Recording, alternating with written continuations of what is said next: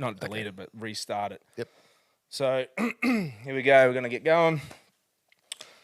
Welcome back, everyone, to our second episode of the Deadass Podcast. Firstly, we just want to thank everyone for the support that we've received from our first episode with Nico and his journey. The shares, the follows, the likes, the responses that we've received has been absolutely amazing. And thank you also to the people who DM'd us and gave us messages of support and also some good feedback that was given to us as well. So thank you. We're having a bit of a casual discussion afterwards and from some of those messages and that, and we're like, geez, you know, they're really, they're the ones that are really carrying this podcast for us.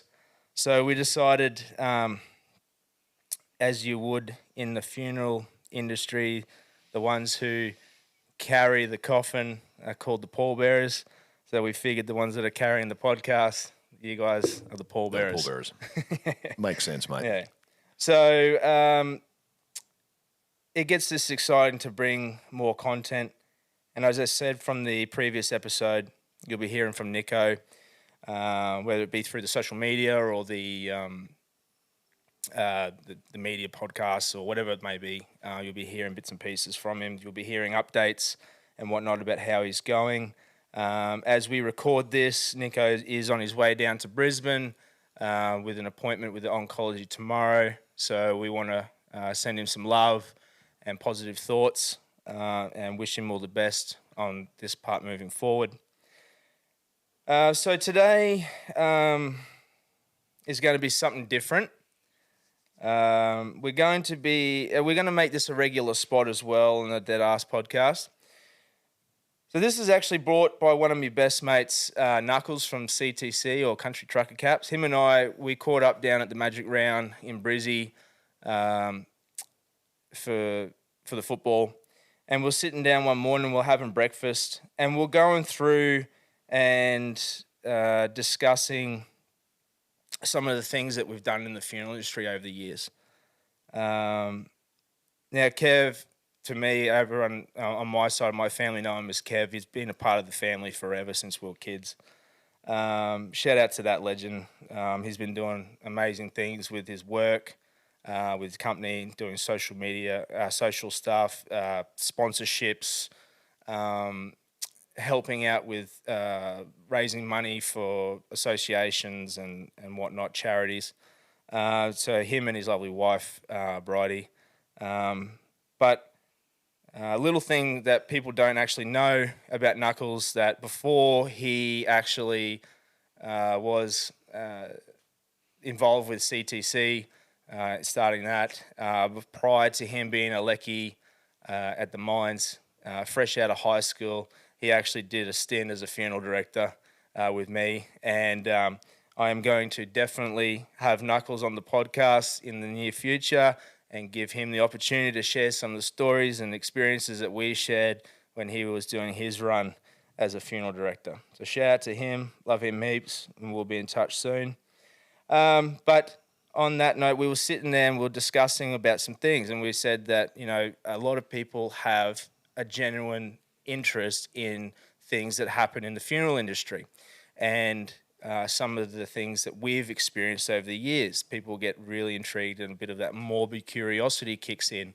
So it's fitting that we decided that on a regular segment, we're going to have a section where we have someone on from the funeral industry and we sit there and discuss some experiences that they've had in the industry, some of the stories of funerals that they may have been on, cremation services, embalming, transfers, collection of deceased, coroner's work, whatever the case may be.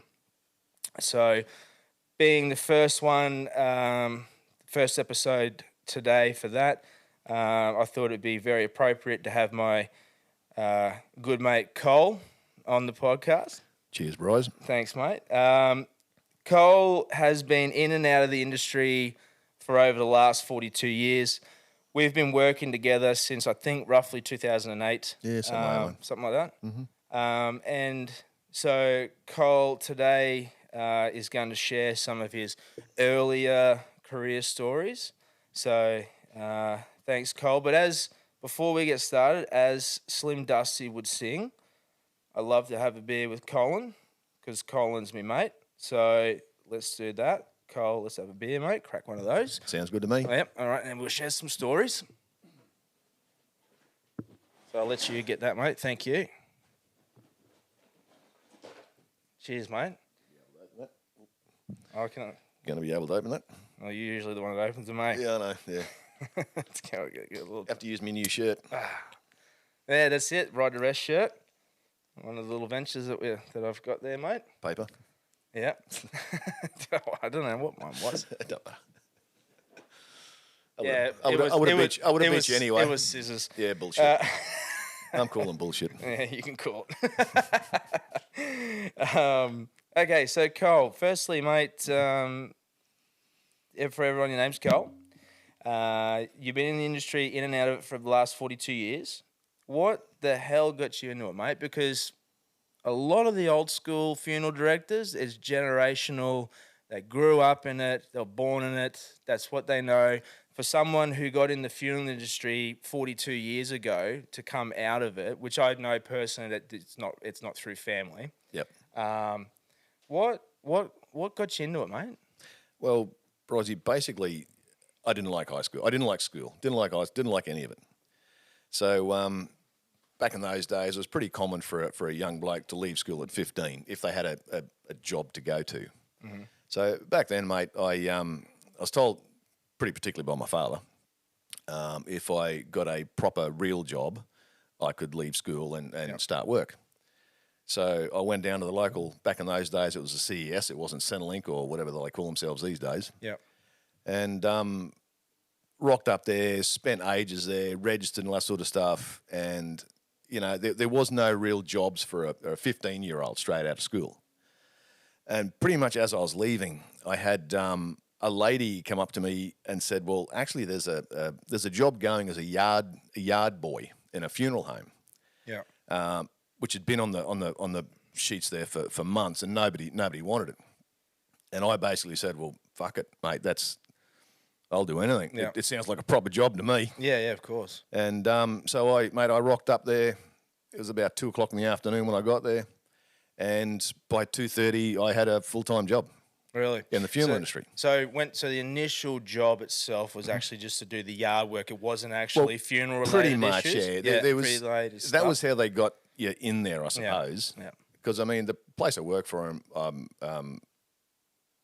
where I worked in Kelvin Grove. Yeah, in that area, yep. It was a huge area of land, manicured lawns, Sure, all that sort of stuff. But, mate, within the first month I was there, you know, the old manager at the time, doing some body preps. Yep. Oh, mate, can you come and give us a hand? So, you know, they sort of feed you in a bit slowly. Yeah. And, mate, yeah, as I said, probably after a month or so, I started helping out in the mortuary. After about, probably 2 months, I suppose, I rode shotgun on the first transfer. Yep. You know, just going to hospitals and stuff like that. Going to the old city morgue in Brisbane before it went to the John Tong Centre. Oh, yes. Yeah. Yep. Yeah, mate, so it sort of progressed from there. And I do know the exact date. I did my first funeral. Yep. It was on the 9th of September, 1981. So your birthday. It was on my birthday. And the actual big boss at the time had to give me a jacket and all that sort of stuff because I never had a jacket. I only had shirt and trousers and things like that. Yep. So he lent me his jacket, and I suppose he just went off and got a new one for himself. Yep. Yeah, so, mate, that was basically my introduction to the funeral game. And that funeral home that you worked for, was it a large company? Was it just a small run family based one? It was owned by a chap that used to own Lismore Funerals. Yep. I think his name was William Riley back in those days. Okay. He had Lismore Funerals, and he also owned Cannon and Cripps. Yep. Okay. So I started at Cannon and Cripps, yeah. Yep. Now, Cannon and Cripps also had another funeral home called John Hislop's. Yeah. Which back in those days, mate, were the Jewish undertakers for Brisbane. Okay, sure. So there'd be days you'd suit up in your normal suit, and then the days when you put the little cap on. Yeah. Oh wow. But then eventually, they closed John Hislop's down because it just wasn't worth having the two separate funeral homes. Yeah. Yeah, mate. So I stuck it out there for a while, and things eventuated. Enjoyed myself, loved the work, but unfortunately, mate, I listened to a lot of people around your own age. You suffer from peer pressure. Yeah. Oh, mate, that's not cool. That's not this. That's not blah blah blah. Yep. Well, I wasn't listening to peer pressure from people my own age because they all thought it was cool. I was listening to older people, uncles, aunties, all that sort of stuff that decided on their own that it's not the job a young person should be doing. So, mate, I succumbed to that and I left. Yeah, okay. Probably one of the worst decisions I ever did. And how old were you then? I was about 16 and a half. So about 18 months. 18 months, yeah. I wasn't quite 17. Yeah, okay. Yeah. So you got a little bit of experience. Oh, yeah, mate. You got a taste for it. I got the taste for it. And you really enjoyed it? Like you mate, I loved did. it? I loved it, yeah. Yeah, I mean, obviously, it's proof in the pudding now, as we can tell. But at that time, like that first 18 months... Yeah.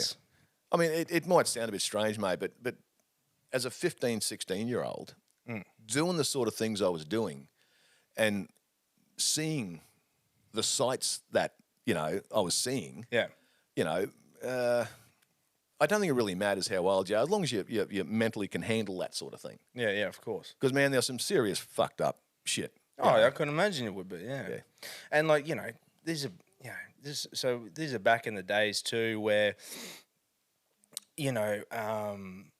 not discrediting any funeral homes at all. That's not the point. What I'm trying to say is that everything was more relaxed. Rules, regulations, all that sort of stuff was probably a little bit less apparent. There sort of was, but as far as the uniform goes, there was strict this, there was strict that. Yeah.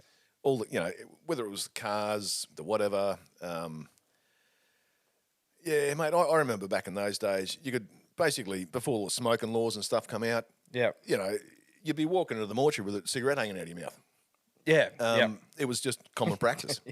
The only time you never smoke was when you were driving in the hearse. Yeah, it was. And that was when it had a coffin in the back. But if it didn't have a coffin in the back, I think it was pretty much, whatever. They're very traditional style, classic. Was it black top, striped pants? Everything was black, mate, Yeah.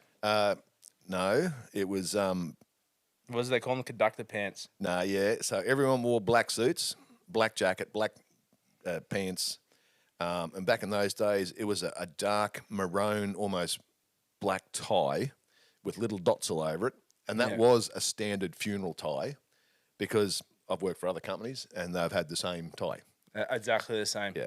But getting back to the conductor pants, or we used to call them clown pants, they were basically grey with black stripes.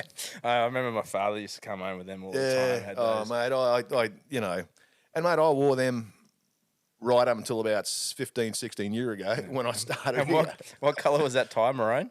It was maroon, yeah. I mean, look at us now, mate. We're wearing purple ties, yellow ties, blue stripy ties. Whatever, pink ties, whatever. Well, essentially, I'm even wearing like a new age morning suit where I might be wearing black, wearing black pants with a check sports style coat or something. Coat as a way to be a celebrant for a service or whatever. But I mean, it's. I'm glad of the change, mate.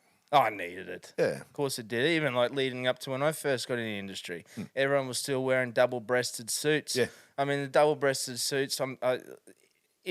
With the baggy double-breasted, I'm talking. That was like mid-90s. Yeah. So it was always like 10 or 15 years behind fashion. Of course it was. So about 10 or 15 years, a new fashion would come in, and then a funeral home would change it. But they're already 10 or 15 years behind. Yep. Yeah. I mean, the whole thing was the funeral society. Their beliefs were so different. Mm-hmm. I mean, you've been in the funeral game now for a while as well. Yeah. Have a look at your arms. Yeah. Oh, yeah. Mate. I obviously, I've got a couple of tattoos myself. Yeah. But back when I got mine, they had to be covered. Yeah. So high on the shoulders, on the back, whatever. Yeah. No visible tattoos. Did you guys wear short sleeve shirts? with your suits? Only on transfers. On transfers. Yeah. No, but you had to wear long sleeves. I was going to say, because you wouldn't have even had, you couldn't have tattoos on your forearms. No, not at all, mate. Yeah. I mean, it was just frowned upon. Yeah. I mean, mate, even back in the days, when earrings were a fashion for guys. Yes. Everyone had earrings. Yeah. And we all had little hooks in our locker. So as soon as you suited up, earrings would come off, they'd go on a little hook. Yeah, right. You go and do the funeral or transfer or something like that. As soon as you get back, take your suit off, earrings back in the ears. And then you go back to look like George Michael. That's it. Yeah, sweet. Yeah, I don't know. Yeah, I didn't have the hair for George Michael, mate. No, fair. He had some style, but I could give him points for that. Yeah. So now you were saying before that you got peer pressured in a way to leave. That's right. Yeah. And how long were you out of the funeral industry before you came back? I'm trying to think now. Probably about, I'd say maybe 3, 4, probably 4 years, 5 years, something like that. Okay. And what were you doing in between that? I pretty much done anything from going out west in the shearing sheds as a rouseabout. Yep. Because I've got family out there. Sure. To working to QRX in Brisbane. And then I got headhunted from QRX to go to a company called SCT, which is Specialised Container Transfer, Transport. Yep. The manager actually come into QRX and dressed in plain clothes and headhunted me out of QRX. Yeah, really? Yeah. Yeah, right. He went undercover. But yeah. Well, mate, I'm not going to piss in my pocket, obviously. Well, I am. Yeah, but, I was QRX's head forklift driver. Yeah, right. Nice. Loading train wagons and trucks and unloading. Well, you must have been doing something pretty fucking good to have a guy go, you know what, I'm going to go fucking undercover. I'm going to come into this joint. I'm going to fucking poach Well, mate, dude. he was getting stories from all these drivers. Oh, true. Yeah. I suppose they probably all shared the same drivers, Because they would probably outsource contract, whatever. Yep. Yeah. All So you'd hear that. mate. Yeah. Yep. So you'd hear that. Yeah, of course. So went over to SCT and basically ended up being one of the shift managers there, driving the container crane. Yep. And, mate, I was there one day and I got the shit for truck drivers. They were just they were arseholes. They were just trying to push in, duck shovel, that sort of shit. Yep. And I just said to the boss, I rang him one more time, I'm sick, I'm not coming in. So, mate, I thought, nah, fuck it. I ended up going over to KM Smith's Yep. For an interview. Yep. And I got the job straight away. True. Yeah. And so that was your reintroduction back. That was my reintroduction back into the. Now, KM Smith at the time, and still are. I'm not. Oh yeah. But at that time down there, they were the prominent. Pretty much, they were one of the biggest ones. Mate. Yeah. It's still a family-owned company and still run by the Smith family. Yeah, even to this day. And mate, I know the two, their brother and sister that own the place. Yeah. And mate, they were really good. They really looked after you. Yeah. Yeah. Yeah. There's no bullshitting around. That And but you were saying, like, over the years we've talked about before previously, but really like traditional style undertaker / cabinet maker style funeral home back then, where they were still making their own coffins, making their own coffins. And because we were making our own coffins, we had a huge staff there. Yes. Because I think back at the time, mate, they were doing anywhere between, I think it was about 1,500 to 1,800 funerals a year. And we're in the little area that I was, there was about probably 40 to 50 people working. Yeah, so for people that don't know, sort of back in the day where an undertaker was a cabinet maker. That's right. Wasn't it? So it was undertaker / cabinet maker. So usually the cabinet maker were the ones that made a coffin. That's right.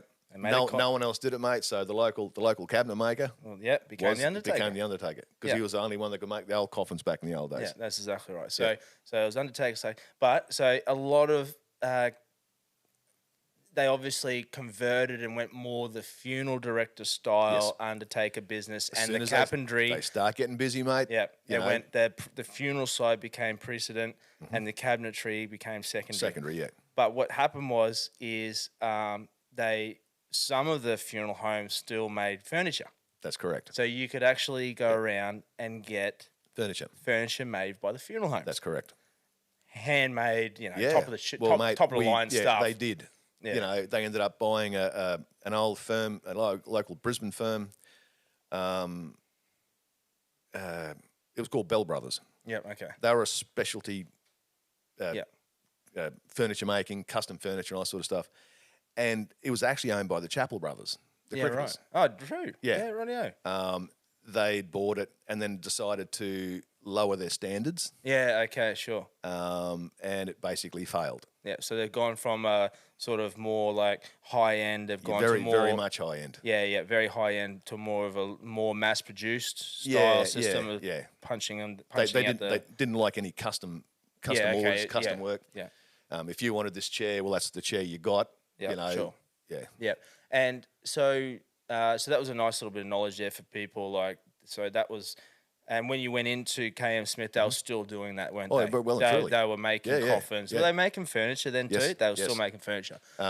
They only bought Bell Brothers while I was working there. Oh, okay, sure. Yeah. Well, they decided, mate, we had all these staff, and occasionally when it was a bit slow, we sped up production as far as the coffins go, Yeah. just by a bit more automated and a bit more efficient, Sure.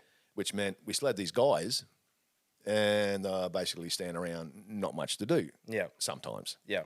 So they decided to go into this specialty furniture, and the deal come up with Bell Brothers. So then they decided, yeah, shit, we'll have a go. Yeah. And Okay. I don't know the price they bought it for, but Yeah. And so you get back. You're back in the funeral industry now. Yep.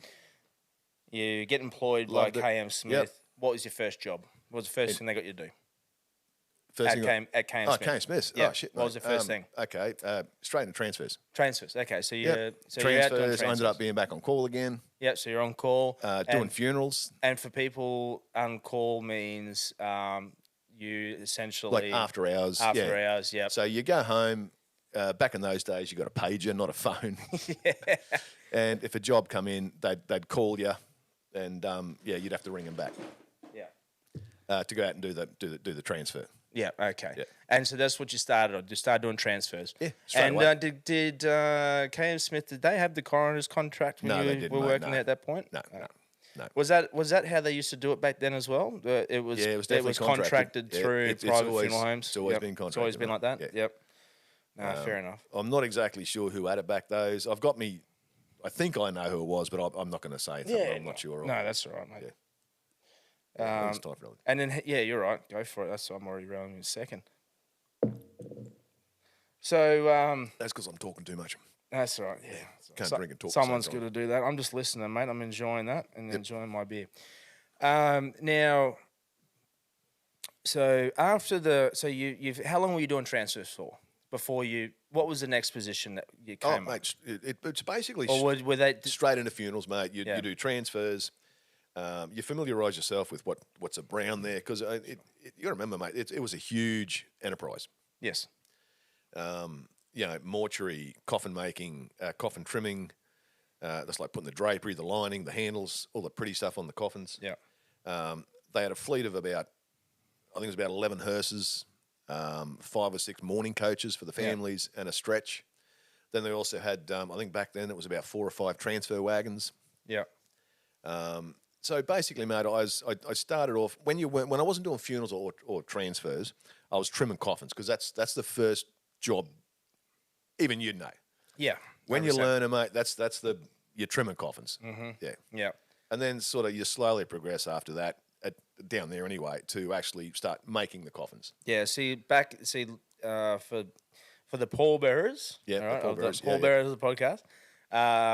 For those who don't know, so a lot of those larger funeral homes, they had designated spots or designated areas that people specialised in. Whereas, for instance, funeral homes that we're more accustomed to these days in these smaller regional towns, a funeral director or a funeral director's assistant is essentially taught to do everything. Yeah, they're expected to do everything. these days, So they're expected to do in the regional places, the smaller Yep. ones. The funeral director does everything. Yeah. They're not directed to one thing. So they do the after hours. So, mate, it was they do almost the like me working. starting over when I come to Rocky, Yeah. because I'd never done a body prep in Brisbane.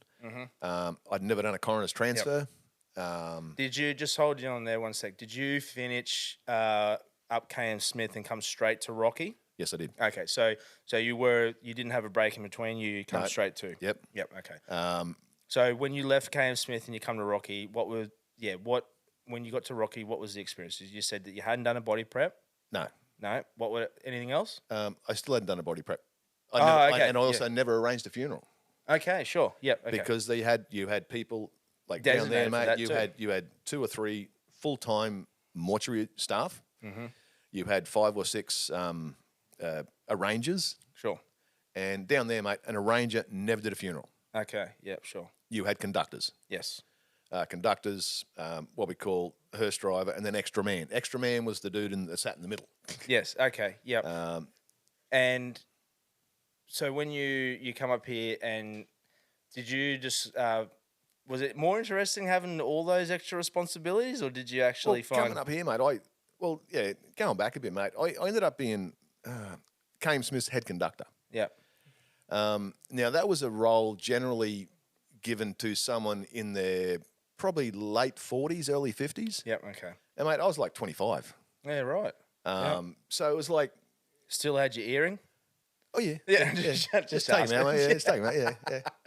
I had 2. Yeah, 2 in the same. Oh, did you? Yeah. Okay. That's the thing, mate. Yeah. I know it is. I was just asking. Yeah, it was, yeah.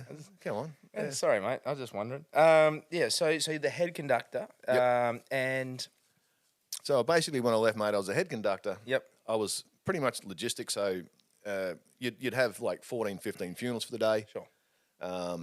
I'd sort of work out who's doing what funerals, which hearses are going there, where they want white or black hearses and things like that. Because, I mean, obviously, traditionally, a black hearse. Yes, of course, yeah. But, But then they also had a traditional type of hearse as well. The model had to be some of them had to be a Mercedes. Yes. And Kame Smith and Kame Smiths, they did back in those days. I know they had 3 1969 model Mercedes custom hearses. Yeah. There was, when I started, there was a black and 2 white ones, which we took one off the road to actually convert into a children's hearse. Yeah, okay, sure. Yeah. So obviously it was basically what we call a like a 5-door hearse. So it had the back doors still. Okay, yeah. Well, this particular one did anyway. Yeah. So, mate, while I was there, I started making a smaller tray, and I put the back seat back in it again. So you could actually have the family ride in the hearse with the little one. Now, hearses, obviously major front for the businesses. Yeah. And they do not spare a penny when it comes to hearses. Oh, Christ, no, mate, no. And no. one hearse, even back then, what would set you like $250,000 or something, wouldn't it? Oh, it'd be pretty expensive, mate. I know, going back again, Cannon and Cripps had I think it was a 1965 Chevy Impala hearse. Yep. And a 1967 Chevy Impala hearse. Yep. But then they also had 2 Fords. Yeah. Now, I started there in 1980, and the Fords they had would have been equivalent to probably XAXBs. So, early 70s to mid 70s. Yeah. So these hearses were new. But of course, they're not just a wagon. They're a stretched wagon with, they always put the LTD or Fairlane fronts on them, change the wheels. They pretty them up to make them look a bit more prestigious. Yeah. Yeah. Yeah. And, mate, it still happens today. Oh, yeah, 100%. Yeah, that's what... Although, mate, there's people around there that just whack a cough in the back of anything. No, yeah. Anything that'll fit. Anything that'll fit, yeah. If it don't fit, you just move the seat forward a bit more. Or even a ute. That's it, yeah. Oh, that's a story for another day, mate. I think. Yeah, we've all had that. Well, yeah, I know, mate. My ute's been used several funerals. Yeah, that's right. You've had a ute. I've had a ute used Your once. old Thunder ute, yeah. Yeah, bloody oath. Why not? We'll use anything for a hearse. Yeah, well, we have used a lot of family things. requested. Yeah, there's been trucks and... Oh, yeah, trucks. Oh, shit. All kinds of shit, sorts, eh? So, leading back into... so how many years had you done at Kame Smith by this time before you moved to Rocky? I was only there for about 9 years. 9. I would still be there today, mate. I loved it there. Yep. And I'm not going to say unfortunately. I'm going to say fortunately. Yeah. I married a local Rocky girl. Yep. Who was living in Brisbane. Ah, yeah. She wanted to go home. Well, basically, yeah. Family run a business. Family had a business up here. They were doing right, and she wanted to come back to run the business. Why not? Definitely. And the comment she made to me was, have I got any objections or anything like that, or blah blah blah? And I said, well, look, I'll fucking go wherever you go. That's where I'm going. I don't care. Yeah. I said I'll get a job somewhere. Yep. So the Christmas before I actually shifted to Rocky, mate, I had a chat to another funeral director in Rockhampton who was actually friends with Alan and Denise Smith. Yep. Or Alan Smith anyway. So that was my foot in the door into Rocky. So you essentially had somewhere to move from Brisbane up to Rocky, go straight back into it. Straight back into it. Yep. Why wouldn't you? I would do exactly the same thing. I think I had 2 weeks between Came Smiths and the other. As a bit of a time off. Well, that was just to shift everything up here. Yeah, no, fair enough. I had a fair bit of I shit, forget man. about that. You got to move all your shit up Move here. the fucking house. Oh fuck! Yeah, right. I forget about that stuff. Yeah. Oh shit! No, well, so you're a bit of a but some of your furniture would have been nice furniture too. I'm shit, guessing you probably had a couple of nice pieces then too that you're moving up. Mate, I was lucky enough to Speaking of furniture, I was lucky enough to be given a lot of my my in-laws' furniture. yeah, right. Okay. Silky oak dining room suites, silky oak sideboard, a silky oak. It's actually a Mawson's ice chest. Yeah. It wasn't in best nick when I got it, Yeah, of course. but by the time I'd finished it and had some of my mates down at Came Smith, the French polishers, when they finished with it, mate, look, $1 million. Oh, so you'd be fucking impressed with me, bloody timber that I've got Yeah, here on I the back do wall, like mate. that timber on the back wall there. Yeah, mate, it looks awesome. Fucking, that's some nice piece of work there, mate. I actually screwed that into the wall. Yeah. Except for this piece here. Now, you've got a special piece on I this do. wall, That haven't piece you just touched. Is this the one I touched? That's here? the This one. Yeah. So this just is- so people know, or the pallbearers know, The pallbearers. that piece of timber there, we actually demolished a section of Came Smith's to make it bigger. Now that it was probably, I'm estimating now because I've tried to fact check it. I've actually got onto Came Smith's. Yeah. And we can only go back probably about 110 to 120 years. True shit. So when they demolished it, I actually kept a lot of it. It's actually Oregon pine. Oregon pine. Yeah, it was painted. I've stripped it down just for your little backdrop there, mate. I know. That's why I had to give a little a bit of a shout out to my piece of timber. Piece of timber. Yeah. What? And I only put it there for shits and gigs, mate. No. A bit of nostalgia. I'll make reference to this That piece of timber. Every now and again. Right where you touched. Yeah, that's right. That worked out perfect. It did. So how old do you reckon it roughly is? It's got to be at least at least 100. I'd say 130. Fuck, that's all right. Yeah. There we go. Because it was in the late 1800s, I'm pretty sure, when it was first built. Well, it's actually amazing to see how dark the pine is back then too, eh? Yeah, it just goes darker especially Oregon pine goes darker with age. Yeah, well, that's pretty. Mate, it looks awesome. Pretty fucking rad. Yeah, that's also got a really nice smell when you cut it. Yeah, I noticed that. You're making me smell that piece of timber. Yeah. Smell this, mate. Yeah. Smell that. Fucking rad. I'm not going to tell you to wipe on it before I got you to smell it. Yeah, I can imagine. So, mate, I've always had a bit of interest in doing timber work, woodwork. Yeah. Even like cars and, that's cars and motorbikes and shit. Oh yeah, I know you love motorbikes and stuff. Buddy, you came out to Rocky, worked for a funeral home in Rocky. Yes. How many years did you do that with that funeral home?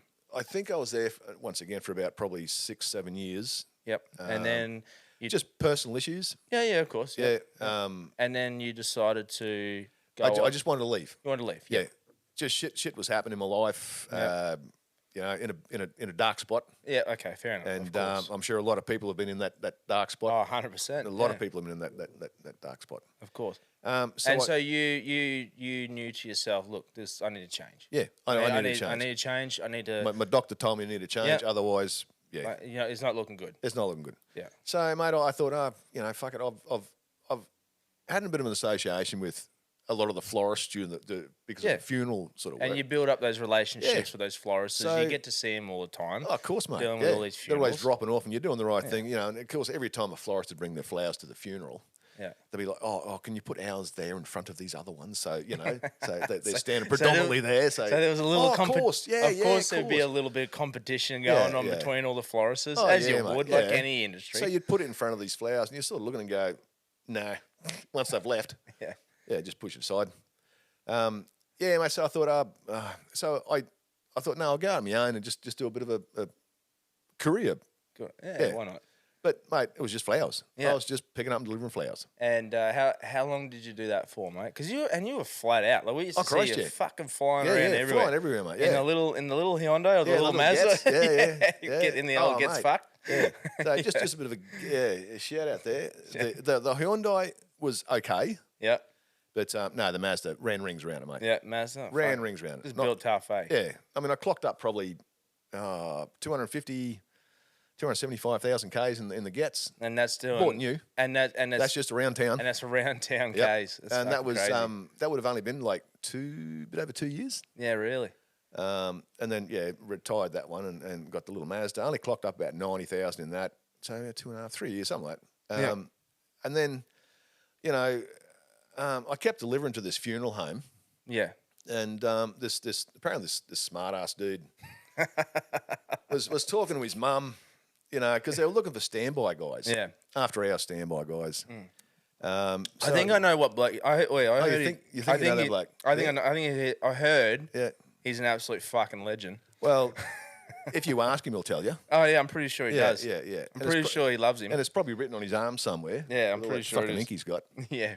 Yeah. So anyway, he had a chat to his dad saying, "Oh, look, you're looking for fucking staff. You got this guy that fucking comes in here all the fucking time. He's got more experience than fucking anyone that's working for us. Yeah. Give him a fucking go." Yeah. So, I was approached, and so I went on standby, mate, and things were going great. I was earning good coin. Yeah.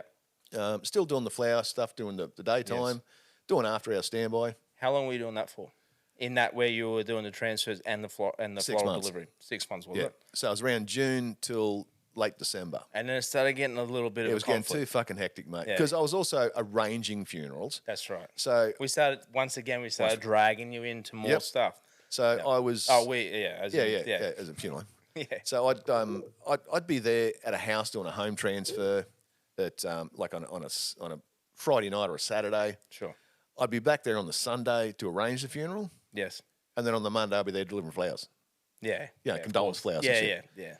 And I said to Pez, mate, I said, look, it's just getting too awkward for me. Of course. And mate, I never gave an ultimatum. Yep. I said, look, I've just got to give it away. Yep. And that's when he said, well, How about come on full time. Full time. Yeah. So I had a bit of a think about it, and mate, I actually enjoyed the flower run and shit. Yep. But because it was only Monday to Friday. Yep. Yeah. Yeah. Yeah, mate. Sorry. No, you're right. Yeah. Yeah. Someone owes us a carton of beer. Yeah, I think that was my spare It's yours. phone. Yeah. Shit. Yeah, sorry, Alan. Yeah. So we're in the background, we've got Alan here. Yep. Alan, fucking legend. He's looking after all the media stuff, like all the video recording and stuff. For people who don't know who Alan is, well, you probably do know who Alan is. You would. Yeah, you would. Alan, with a bit of prompting. 100%. He's the guy that you see on Australia's Got Talent. And even now, America's Got Talent. Yep. The one swinging on a pole. Yep. The bikey-looking dude, the sort of short hair, big beard. That's it. The got bike, the tattoos, the funky glasses. Yep. That's Alan. Yeah. Almost like John Lennon glasses, but not quite. Yeah. No. No. Yeah, frames are too thick. He's there in the background looking after all that stuff, and he's our Googleizer as well. Yep. So shout out to Alan. We made a bet before that if anyone's phone was to go off, they were to pay a carton. I forgot that I had another phone in my bag at the back there. So, my bad. I'm going to crack another beer, man. Yeah, you're right. Go for it. So while you're cracking that beer, let me just ask you a couple of things there. So we took you on full time. Now, leading into that, before full time, you were involved with coroner's work and all that sort of stuff as well, weren't you? So yes, we doing the standby. Yeah. So we, part of this area that we live in, the funeral home that the family run here, they have the contract that looks after all the coroner's work. Yeah, that's right. All the coroner's work in this area. So for people who don't know, the coroner's jobs, their requirement is when a person passes away unexpectedly and the coroner is involved, if a person is deceased, whether there's an ambulance there, doesn't matter if the fires are there, that deceased person remains in that spot, and the government undertaker that is contracted by the coroner is to attend and do the retrieval. So sometimes we quite commonly get asked the fact, The person might pass away, and there's an ambulance there. Yep. They ask if the ambulance is the people that do the transportation. In fact, it is not. No, it's not. The ambulance will go, and the government undertaker will come and do the retrieval. Once someone's declared dead Once the or person, deceased, yes, whether it's in a traffic accident or Yes. just in the home or whatever, basically the ambulance, their job's done. The police investigate it the best they can. Sometimes that investigation takes a lot longer than others, depending on the case. And once ready for transfer, we get the call. Yep. How did you go with your first? Do you remember your first coroner's job? Yeah, I do. Yeah. Without naming any names. Or Oh anything no, like that, I won't do names. But mate, it was just and that first transfer was Dino. With Dino. With Dino, yeah, right, yeah. Shout out to Dino down Sunny Not Coast. Not Dino, with Dino. Yeah, with Dino. Yeah, not on Dino. Yeah, but no, this was a fairly big, solid chap, mate. Yeah. He'd I remember that now. Yeah. doing some drugs and stuff like that, and decided to try something else, and he just kept going and going and going with it, and in the end, it killed him. Yeah. And unfortunately, everyone that was there at the party with him just left. Yeah. So I think they might have rang the ambulance before they all left, or as they were leaving. But they didn't want to be in the area. They didn't want to be there. No. When they all turned up. Yeah. How did you find that? Did you find because it's a totally different. Let's be honest, it's a totally different experience. It's a different feeling, and it's hard to describe, mate. Because how can I put it? It's an adrenaline rush. It is, yes. Especially, you get called to do a particular job. When the police ring, because I take the after hours phones too, so I'm talking to police communications pretty regularly. Yes. And they give you certain details, so you don't know exactly what you're turning up to sometimes. Yep. So the adrenaline starts going, mate. You don't know what's going to be there when you get there. All you know is that unfortunately someone's deceased, and they require the government undertakers. Yeah.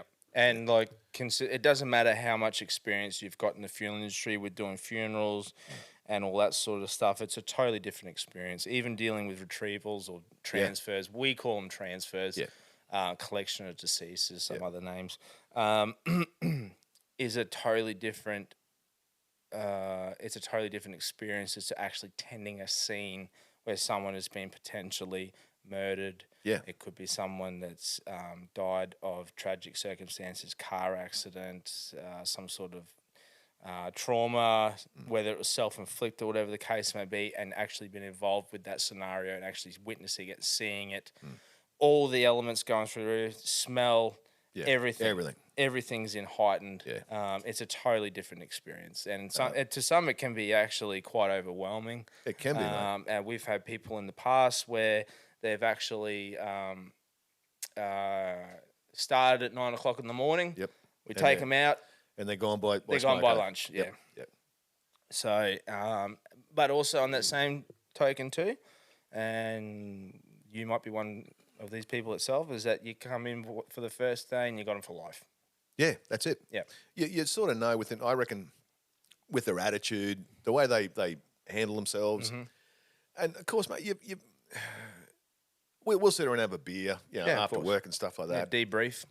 And that's what we do. We debrief. Yeah. I think if you didn't do that, you would go crazy on Of some course. of the stuff we do. Definitely. If you just went straight home, because even though, mate, I've got a very supportive wife and family, Of course. she doesn't need to know or doesn't want to know. But also too, you don't want to things. Yeah, I don't want to burden them. Yeah, that's with right. some of those things, and that's I completely understand that. And who's best to debrief for that with the other people that you're actually doing it with? Working with, And we've always said, mate, if you've got a problem, if you've done something like done a transfer or something like that, and you think it might have affected you, let us know. And mate, if we can't help you, we'll get someone that can help you. Yeah. Because mate, at the moment we got some pretty good staff. Yeah, of course. And I do know one of the young chaps. Yeah. He had a bit of a rough trot. He there. did have a bit of a rough trot. Yeah. Yeah. And unfortunately, he didn't say anything at first. No, we just noticed it. Yeah, you're coming in really, really tired. 2 days later, sort of thing.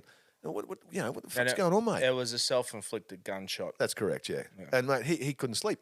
Yeah. He wasn't sleeping. He reckons every time he closed his eyes, he got that vision. Understandably, it is quite a scene to see. Oh, Christ, yeah. And we don't try to just throw people in the deep end too. No. We don't do that at all. We try to accustom people, the employees, to scenes. Like we try to warm them up to them, because it is quite confronting to have something like that. So when we say that this young fella had gone to a scene where a person had taken their own life with a gunshot firearm, this would be quite confronting. But we'd been taking him on. He'd been doing jobs for quite a bit of time. It wasn't. He didn't start on Monday and then we threw him into it on Tuesday. No. I mean, he'd done others where the person's been everyone has decomposed and stuff like that. That's right. And he was fine with that. Advanced decomposition. Yeah. Other tragic circumstances. Obviously, you should never assume anything, but I just thought because he could handle those particular jobs, he would have been okay with this one. Yeah. Everyone has different trigger points. Yeah. It could be different things. It doesn't have to be visual. It can be the smell. It can be, mate. Well and truly. And this is why I say to new people, you talk to coppers and stuff like that. They go, especially with severe decomposition and stuff. They turn and say, rub a bit of Vicks under your nose, or a bit of eucalyptus or something. And I always tell them, don't do that. No. Because every time you smell eucalyptus is going to remind you of that. The vision's going to come back in your head. Of course. So you're better off just of course. Put a mask on and just get in there and do it. Yeah, because that smell is a unique smell. It is. And it's a smell that you will remember for the rest of your life. Sure will. And you do not want to associate that smell with anything else. Trigger memories. Yeah, that's right. Yeah, because if you do, every time you smell that other thing, you're going to smell that. You're going to get it. Yeah. You're going to get it. Yeah. And that stuff... It doesn't matter who you are or what you are or how strong you are or something like that, but that smell will permeate through to you. Will go through your clothes. It goes through everything. And so you have to have a fucking shower when you're finished, because you do fucking stink. You've normally got to, And the problem is you get accustomed to it. Yeah, while you're there doing it, you can't smell it. Yeah, you get back to work and people are like, what the fuck? You walk into McDonald's. Yeah, they go, what the fuck? After a transfer. Yeah. And everyone just stops and looks at you and they go, and you're like, oh, fuck. Oh, shit. Oh, that's right. Yeah. Yeah, that's right. Yeah. So, so these are, and, we're not trying to, we're just saying like this is what it's really like. It is, yeah. 100%. And this is a part of this. This is a part of what we're trying to get through to people with our podcast and stuff like that. So it's just transcending these taboos, letting people know these are the things that these funeral directors and people are dealing with every day. Yeah. The general public don't know that. They don't know about anything about it. And mate, if people looked out for people a little bit more, you wouldn't have to worry about doing a decomp. Well, we call them decomps, decomposition. Yeah, that's right. That's the nickname for it, decomp. So the idea is like it's more of a case of just being more open to it. People are aware of what's going on, being enlightened about these situations, because a lot of these things go unheard of. People don't hear it. Mate. They don't hear of.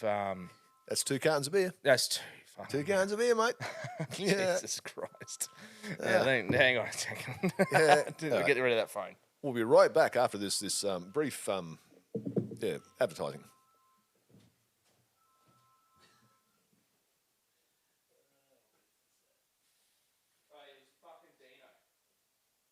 Is it?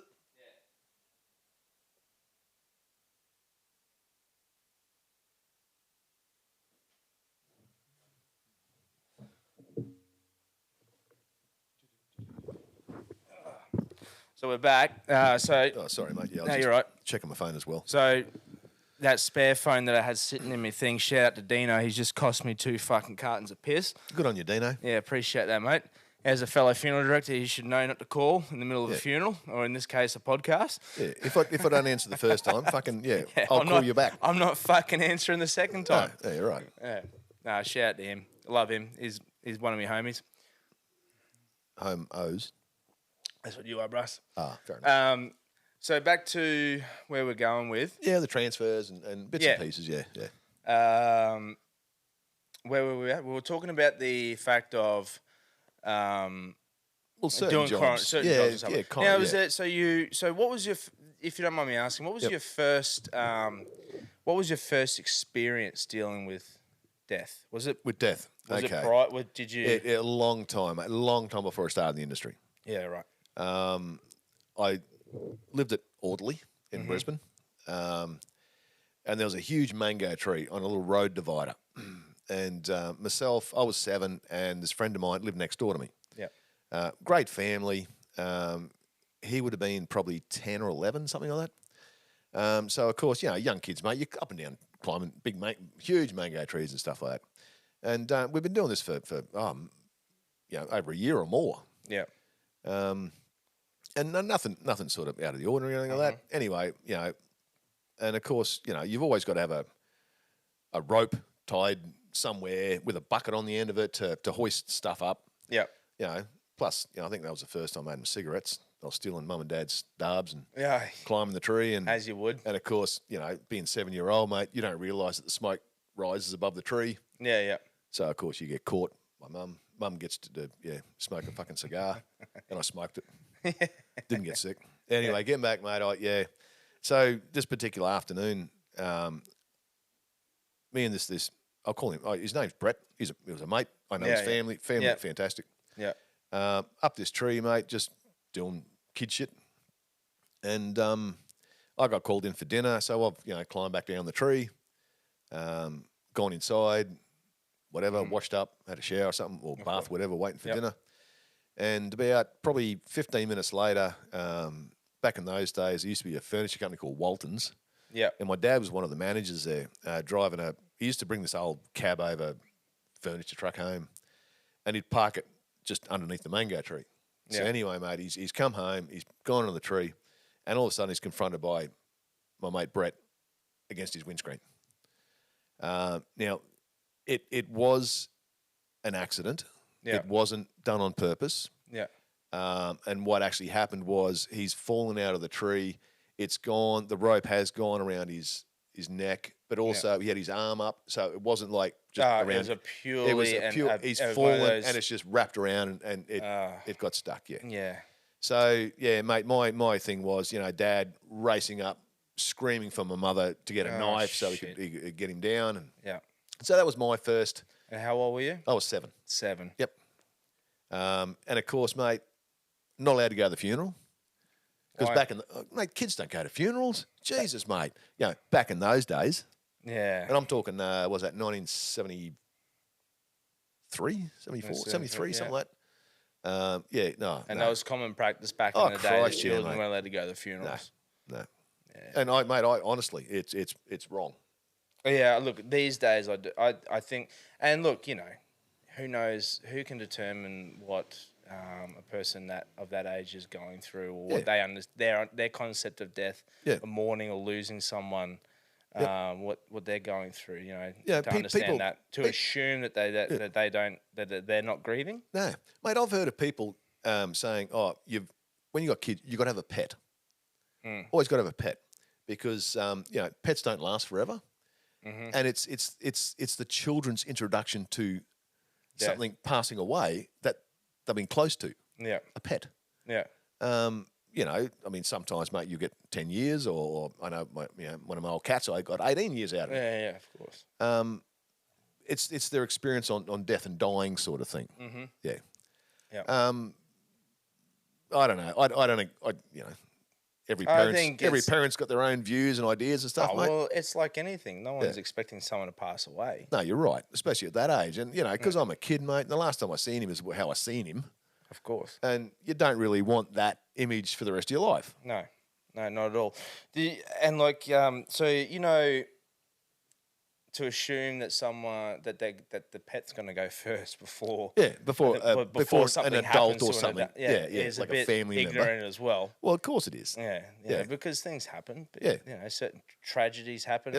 People find out that someone's ill. But there's certain things that can determine someone's passing. Don't get me wrong, mate. I think everyone should have a pet. Oh yeah, don't get me wrong either. I love my boy. I got Kobe. He's my boy. He's a little English bulldog. Yeah. He sleeps with me half the time, and the missus kicks me out. Yeah, ugly looking thing. By the way, mate, how much did Kobe's nose cost you? A lot. Yeah. But that's another day and another yarn. We don't need to worry about that. We won't worry about that. Yeah. Yeah, no. Anyway, back to funerals and shit, if you like. No, yeah, right. No, I was just saying, like, it's so just that was my interesting first experience of death. because, like, and it just so happened that I think Cannon and Cripps were the funeral directors. Was it really? Yeah, Okay, so my first, there in the funeral game you go. was, It comes full circle, it doesn't does, it? mate, yeah. No, I don't remember my first experience of death. I remember the first time I saw a deceased person. I think I was probably about 5 or 6. Yep. The old man was preparing a deceased for a funeral, and I just like walked through the family funeral home down south and just sort of like walked past him as I was going into another room, and I saw him preparing a deceased for a funeral. That's just one thing that I just remember of it. It wasn't it wasn't nothing bad or anything. That's just the first. That's the first one I remember. Yeah. And I think I was probably about 5 or 6 or something like that. Yep. And it wasn't because I was it was purely because of my own intrigue to want to look at it when I was walking past. Plus, but as you a know, kid, mate, your parents own a funeral home. That's right. I was one of those cliche. I was one of those cliche people that grew up in it. Grew up in it. Yeah. The funny thing is, I didn't want nothing to do with the fucking funerals. Yeah, I wanted nothing to do with it going through high school. Yeah. As I was saying with Nico in the last episode, I was saying that Well, you worried he about was saying, bloody push bikes and skateboards. push bikes, skateboards, girlfriends, cars, all that. That was in the later years, but prior to that, I was career orientated for a bit. I wanted to go and do other things. The last thing I wanted to do was be in the funeral industry. It was actually my brother. My younger brother was the one that wanted to be in the funeral industry.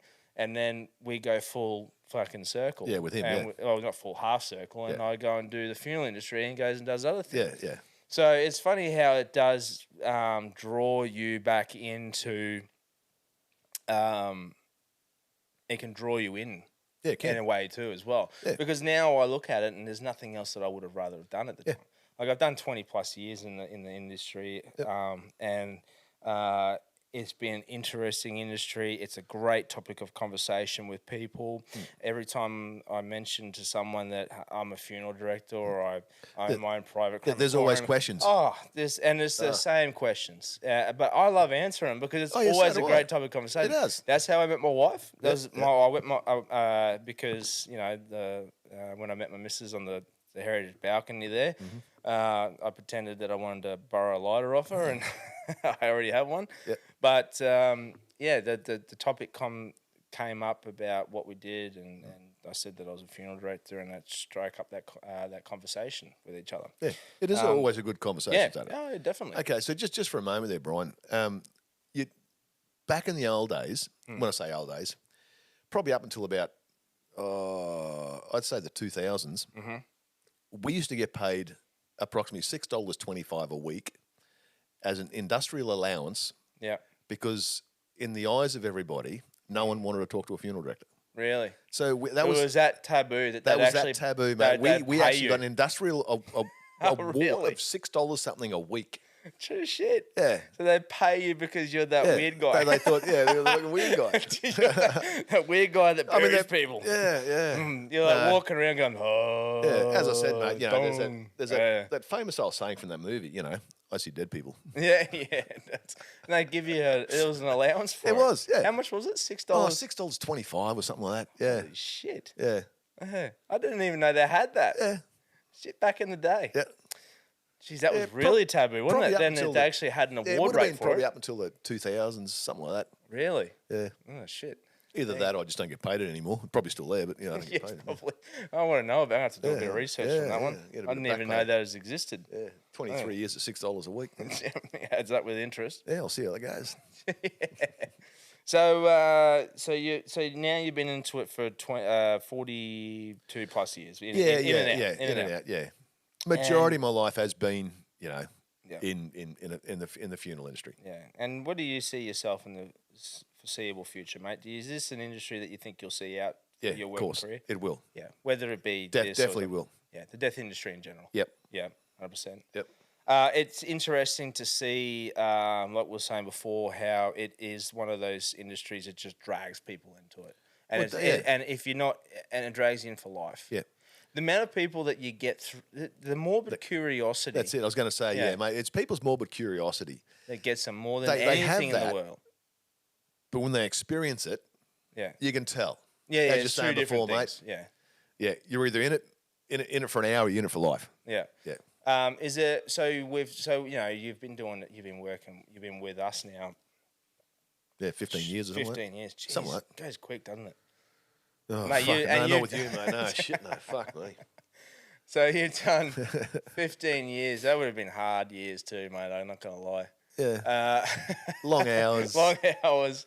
Yeah. And it does wear on you, doesn't it? It but does. And look, people can't. We've all got these walls of it. How much we can fucking take. Yeah. And there is certain things where you can only go so far. Yep. And then you might have, it wears you down. It does. And, mate, physically, mentally, not so much mentally anymore, but I'm sort of lucky now. We've got some good staff, and I don't actually have to do a lot of the after. I don't do a lot of the after hours anymore, standby and stuff. Yeah. I've still got the phones get diverted through to me after hours and stuff, but it just means that I can, I get out of bed, take the call, ring a couple other guys, and they go out in the middle of the night to do the transfer. Yeah. And but and it's good to have that social network with each other where we can sit there and discuss about the things that we've experienced and the things that we've got through. Yeah. And that we can actually let that hair down. Yeah. And it is. Well, it does. It's good, isn't it? Yeah, and it does get very personal, mate. Because we were talking about Dino a minute ago. Yes, of course. Yeah, Dino owes me fucking he owes two cartons of beer. piss. Yeah. You're not going to fucking forget about that, mate. No, I'm going to let him know when I ring him afterwards. Yeah. So when Dino was here as well, because he worked for us for a little bit before he went down to Budrum and Perry and Oster Funerals. Yep, shout out to them. Yep. He actually married your sister. Yep. Down in the vineyards in Victoria, was it? Or South Australia? Yeah. Where'd we go? It was Melbourne, I think. Well, okay, yeah. Yeah, there we go. So Victoria. Yeah, something like that. So in that general area. So when you work in a funeral home like this, especially a rural funeral home, don't get me wrong, I've got nothing. I'd rather work in a place like this than work in a big. Well, you recognise more for your work, the things that you do around here, and it is also it's a bit more tight knit. It is, because mate, we've been through a fucking shitloads. Yeah, of course, definitely. Yeah. Like I noticed, I've gone down over the years and done some training down in some major prominent funeral homes down in Melbourne. Yep. One of the largest ones in the largest family-run funeral home in the Southern Hemisphere. Mm-hmm. Very high standards, great system that they have in place. Mm-hmm. Very professional, amazing stuff. They're doing 40, 50 funerals a Friday. Yeah, every Friday. Yeah, the Friday, just one day. Friday they're doing 40, 50 funerals a day. So the amount of stuff that they do is amazing. But essentially, what you're doing is you're working like shift work. Yeah. It's just I'm going to get another beer, mate. Yeah, right, mate. Help yourself. But essentially, it's not the same as like these little tight knit, family run funeral homes. Yeah, I'm good, mate. Where you build up those close relationships, those personal relationships no one knows anyone. With people. Yeah, of course. You might know half a dozen people, like in these big ones where there's 40, 50, 60 people working, or 100 people working there. Of course. You're in your own little group because there's the only ones you're working with. Yes, that's exactly right. Whereas, mate, up here, there's probably, I don't know, was there 6 or 7 of us, including the office? 7, 8? Yeah, so it's a little run family home funeral home. Family run funeral home. Yeah. I mean, our numbers are pretty good. Oh, yeah, definitely, considering the amount of staff we got compared to the big ones down in Brizzy. Yes, that's that right. have got, statistically, 50 staff, 60 staff. Yeah. We're actually doing more funerals than them. Yeah, that's right. On a scale. In percentages and stuff. Yeah, definitely.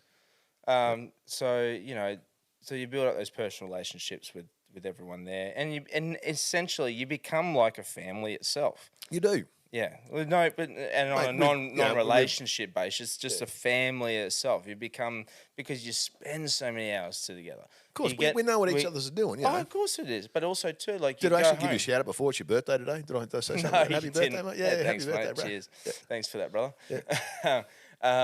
I remember when your birthday was. Yeah. So you build up these little relationships, and they become like a family in itself. And we do, mate. Yeah. And it is appropriate to also be able to sit back, and when the going does get tough, and you do go through those rough times where you have, because they can wear you down. Of course it can. You know, constant dealing with death, constant dealing of people mourning, the loss of someone, tragic circumstances, young people.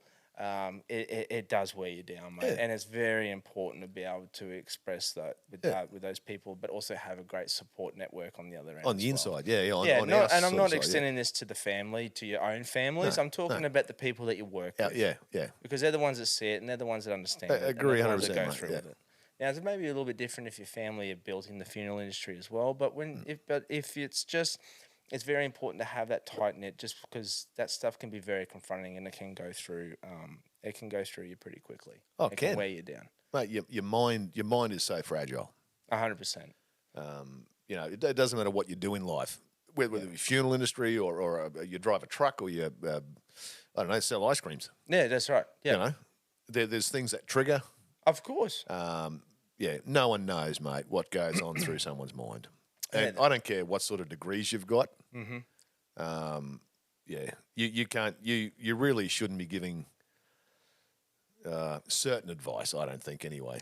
Well, I wouldn't say life-changing advice. I wouldn't say advice. I'd say just an ear to listen to. That's it. That's all people want, mate. Someone said to me something. The best thing, I can't remember who it was, but they said, "Don't give advice. Just offer something. Just offer yourself for someone to listen. Like, to be someone to listen to. Yep. You know, like offer an ear out. Yeah, offer so an that ear. people can talk to you. Yep. I can't remember exactly what the words were, but I just remember saying that, and that's so true. The word, because I think that's very dangerous offering advice to people on what they should do. Sure is. But to be able to sit there and just say, "Hey, look, man, if you're ever struggling or anything that's going on, just give me a call, bro. Yep. Just have a chat to me, man. I'm happy to listen. I'm happy to listen to what you have to say. Yep. You know, so that's I've just got to send a quick text if that's all right. yeah, that's right, mate. Just in the middle of our conversation. That's Don't all worry right. about Yeah, it. it's Yeah, work you're right. related. Fucking work related, man. No, that's it. And that's another thing that people don't understand too. So, like Cole was saying, like, I just need to send a quick text. Like, you're on the clock 24 hours, 7 days a week. And There is no time where death takes a rest. No, it doesn't, mate. Death's going, you know what? We'll resume death at 9 a.m. tomorrow morning. So our office closes at 4. Yeah. So death will reopen at 9 a.m. tomorrow. So the office phones get diverted to me. So then I've got do my day stuff, then the office phones. Yeah. So No, but the point I'm trying to make is that we're always on the clock. it's a 24-hour job. Of course it is, yeah. In a sense. Yeah. So just because the office closes doesn't mean that the doors don't shut. Yeah. No, yeah. So there is the after hours crew. There's the after hours phone. Yep. The phone is every funeral home, and you'd be a fucking idiot not to have a 24-hour number where people can contact you so that you can organise to bring those people into your care. So that's one thing too that people don't understand. That and it's good to enlighten this with people as well, and enlighten them with the pallbearers. Yep. So I'd like to just say something too. If someone does ring at like 1 or 2 in the morning, and I sound a bit grumpy or whatever, it's because I'm tired. Yeah. I'm not disrespecting the person calling. Yeah. You're waking up. And if I ask to repeat yourself, because you know they're doing their 8-hour shift or something. Yeah, but it might not just be that person. It might also be a person. It might be a family member. It could be, yeah. And like that, and look, you know, we're not being rude or anything like that. It's just that people are going through heightened emotions. Yeah. They don't understand. No. They call us and we're like, oh, hey, what's going on? Yeah, hang on. I just got to get a pen. Hang on. I fucking stand on the cat. The cat's going off. The missus fucking yelling at me. I'm like trying to get the fucking pen and the paper. You don't want to turn the light on to disturb the missus, mate. So you're banging into the bloody wardrobe door because it's left open. You know, cat's yelling at you. Fucking wow. Yeah, you got all that shit going on. But also too, like, you know, so. And the seriousness of it as well. You know, you're dealing with people that are in heightened emotions. The person's passed away. You know, everything is clocked as well. So when we make bookings and we make appointments for funerals and arrangements and all this sort of stuff, if the person we can't just turn around and just say, oh, look, you know what? I'm feeling a little bit shit today. Can we make the appointment 12 instead of 11? Yeah. No, it doesn't matter. You fucking harden up and you got to go and do it. That's right. Doesn't matter if you lost a fucking leg. You got to go and do it. The appointment's 11. You're there at 11. You're there, yeah. And Everything that's is everything is Everything's on time slots. Yeah, It has to be on time slots. So there's no. This isn't just make an appointment to go and see a professional service, and if you can't make it, it doesn't matter. We'll rebook it next week. Yeah. No. You're not taking your car for a wheel on or something. Like, oh, no, I couldn't be bothered today. Oh, can I ring and rebook for tomorrow or something? No. It's now. It's this. Yeah, that's exactly right. So, that's another thing too, is that, the stresses of having to deal with being on time with things and stuff, that can obviously wear you down as well. Yeah. But, so just to sort of round up this afternoon, Col, what anything else in as far as the transfers at the moment? Because like I said to you at the start of this podcast, I said, look, we'll share some stories that we've experienced over the years. We've gone through, we've heard some of your early career, later career, sort of your early experiences with dealing with death. Now you're at this end, you've been, part of us for 15 years. You've been, I would say, mainly the main face behind the coroner's work in these years now, dealing with coroner's work, dealing with the police, being under their instructions to do retrievals of deceased. Is there anything that sort of pops out to you that you've dealt with over the years? Are you something talking about just work, just or a job, just to give people a particular transfer? Just give us a run through. So because we've been sitting here, saying things that we've been going through, and people don't really understand. So what happens is you've got the phone call. Okay, so what happens is you're at home. Yep. The police ring. Comms ring, they say, hey, look, we've got, I'm pretty sure it's a 501 or code or something like that. 501, yeah. So people, you might be hearing them over the radio, you might hear a 501 or something like that. You get a phone call, they say, hey, look, mate, this is what a person's passed away, and they'll give you a brief description. So run through with us what would happen there. Okay. Can I just refer to one particular transfer? Yeah, if you don't have to mention names or anything. Definitely won't predict. There'll be no names, there'll be no district, there'll be no area, there'll be no nothing. Yeah. And it just so happened that my son... Yeah. And it's probably one of the worst transfers I've ever done. Yeah, sure. Okay. Unfortunately, it was a heavy vehicle. Yep. that had rolled and caught fire. Yeah. So, mate, we had okay, so I get the call. All I'm told is it's an incident. It's very brief. The initial call is very brief. Yeah. They just give you a real basic description. They give you basically a rough idea where it is, especially if it's on the highway somewhere or whatever. If it's a street address, they'll give you a street address. Yep. But so I got the call, and it was just, my son was actually on standby with us as well for a while. So Tom and myself, come down to work, get changed into our suits, whatever. Because back in those days, mate, we were still wearing bloody fucking suits. Yeah, that's it. And like coroner's transfers. Yeah, and even coroner's jobs. We weren't wearing anything that would be glasses, overalls, or anything. We're wearing fucking suits with black shoes. Like middle of summer, mate. Leather soles. So, mate, we rocked up to the scene. It's closed. There's no trap. There's nothing getting through. We got there. Unfortunately, the truck was upside down and burnt out. And there was a couple of the big, heavy tow truck mobs. Yep. There was two of those where they've actually had to stretch the cab open. Yeah. So we could get into it. Sure. And so, mate, we were trying to. We had obviously we used body bags on the coronial transfers because once everything's in there, it has to be security sealed. Yeah. So it can't be disturbed until it gets to the pathologist for post-mortem or forensic testing and stuff.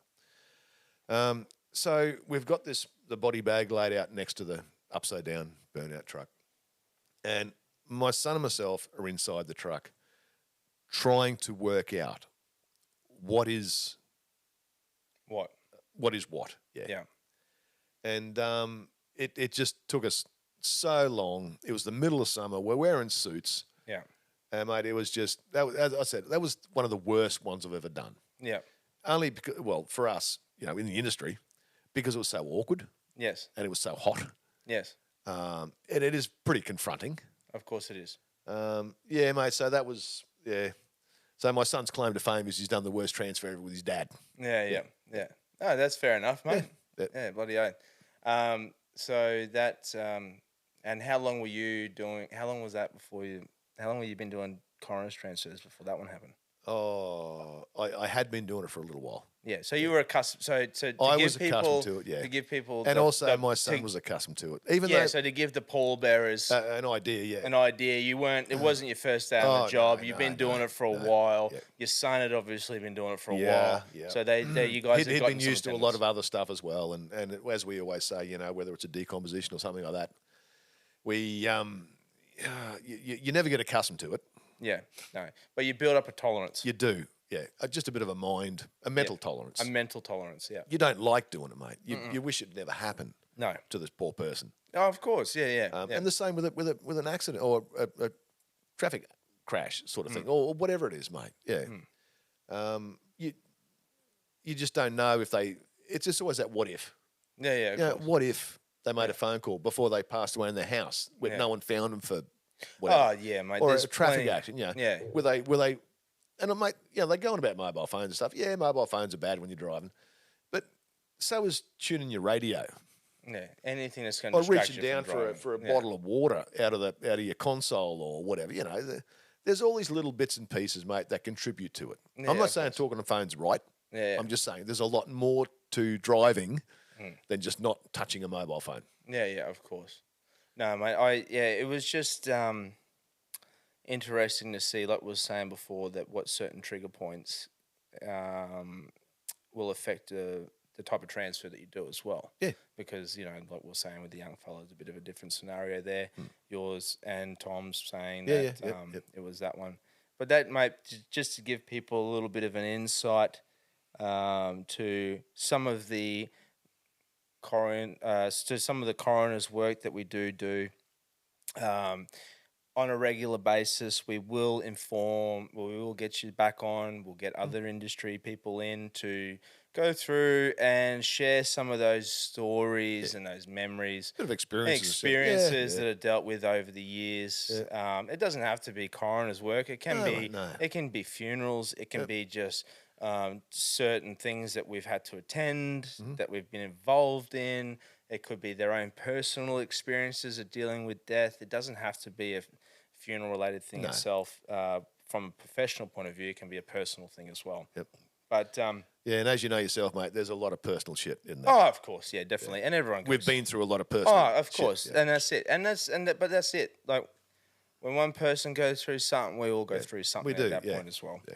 But mate, thanks a fucking million for joining me today in sharing some of your personal That's fine, mate. experiences going through the industry, sharing some of your earlier things, one of your personal transfers itself.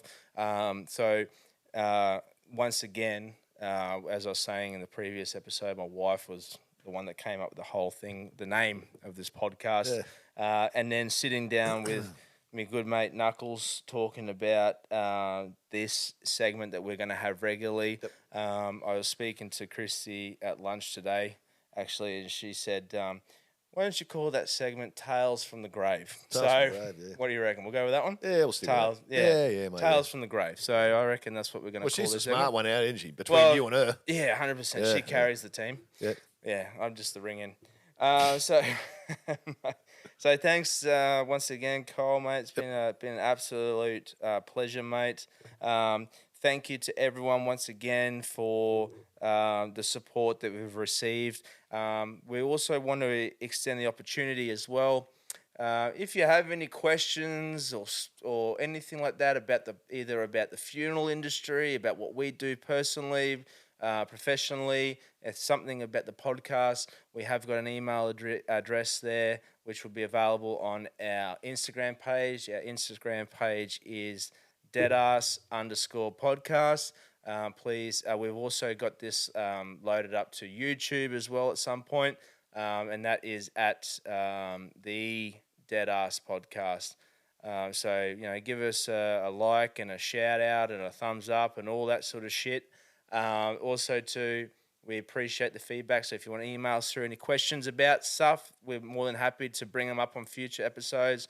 We might have a segment there where we mention some of the things that you guys have shared with us, the pallbearers. That'd be awesome, mate. Yeah, Get some questions in. Get some questions in. Because there's always a bit of morbid curiosity Of course there. there is. People always like to share some stories, ask some questions. Sorry, and I love talking about that stuff same with here. people, especially It puts their minds. Of course, gives them because facts. it's usually the same questions. So It it'd be is. interesting to see. So please, I encourage people to email us through. So email address is deadasspodcast01@gmail.com. So thank you. Take care, everyone, and we'll see you again hopefully next week for the 3rd episode. So cheers. Thanks, mate. Thank you. Cheers, bro. Cheers.